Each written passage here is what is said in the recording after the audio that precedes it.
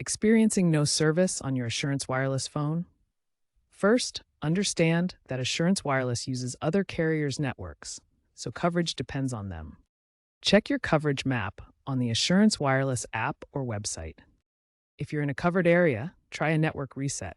On Android, go to Settings, System, Reset Options, Reset Network Settings.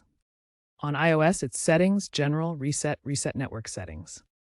This will clear Wi-Fi passwords and cellular data connections, forcing your phone to reconnect to the network.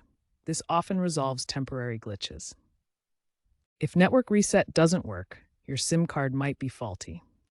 Contact Assurance Wireless customer service or use their app to request a free SIM replacement if under warranty. Once you receive it, power off your phone, swap the old SIM for the new one, and activate it through the app or by calling 611. Also, ensure your account is active and paid up, and that your phone is unlocked and compatible with Assurance Wireless. Older phones might not support newer network technologies like 5G, limiting service. If problems persist, contact Assurance Wireless support.